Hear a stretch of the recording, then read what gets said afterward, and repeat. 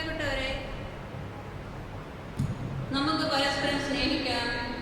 എന്തെന്നാൽ സ്നേഹം ദൈവത്തിൽ നിന്നുള്ളതാണ്. സ്നേഹിക്കുന്ന ഏവനും ദൈവത്തിൽ ജനിച്ചവനാണ്. അവൻ ദൈവത്തെ അറിയുകയും ചെയ്യുന്നു. സ്നേഹിക്കാത്തവൻ ദൈവത്തെ അറിഞ്ഞിട്ടില്ല, കാരണം ദൈവം സ്നേഹമാണ്. തൻ്റെ ഏകപുത്രൻ വഴി നാം ജീവിക്കേണ്ടതിനായി ദൈവം അവനെ ലോകത്തിലേക്ക് അയച്ചു.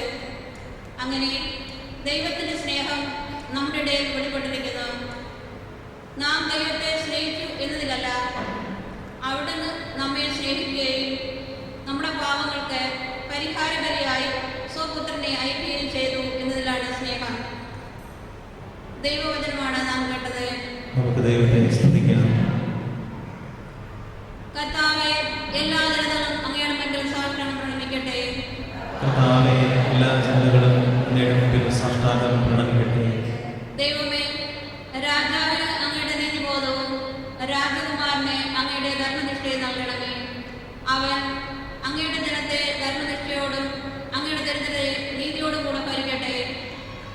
കർത്താവേ, എല്ലാ ജനതകളും അങ്ങയുടെ മുമ്പിൽ സാഷ്ടാംഗം പ്രണമിക്കട്ടെ. കർത്താവേ, എല്ലാ ജനതകളും അങ്ങയുടെ മുമ്പിൽ സാഷ്ടാംഗം പ്രണമിക്കട്ടെ. നീതിയാൽ പർവ്വതങ്ങളും കുന്നുകളും ജനങ്ങൾക്ക് വേണ്ടി ഐശ്വര്യം വിളയിക്കട്ടെ. എളിയവർക്ക് അവൻ നീതി പാലിച്ചു കൊടുക്കട്ടെ. ദരിദ്രർക്ക് മോചനം നൽകട്ടെ. കർത്താവേ, എല്ലാ ജനതകളും അങ്ങയുടെ മുമ്പിൽ സാഷ്ടാംഗം പ്രണമിക്കട്ടെ. കർത്താവേ, എല്ലാ ജനതകളും അങ്ങയുടെ മുമ്പിൽ സാഷ്ടാംഗം പ്രണമിക്കട്ടെ. അവന്റെ കാലത്ത് നീതി തഴച്ചു തുടരട്ടെ. ചന്ദ്രനുള്ളിടത്തോളം കാലം സമാധാനം പുലരട്ടെ. സമുദ്രം മുതൽ സമുദ്രം വരെ, നദി മുതൽ ഭൂമിയുടെ അതിർത്തികൾ വരെ അവന്റെ ആധിപത്യം നിലനിൽക്കട്ടെ.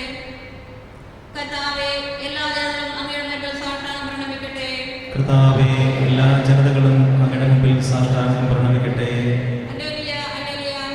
ദരിദ്രരെ സുവിശേഷം അറിയിക്കാനും ബന്ധിതർക്ക് മോചനം നൽകാനും കർത്താവ് എന്നെ അയച്ചിരിക്കുന്നു. ഹല്ലേലൂയ.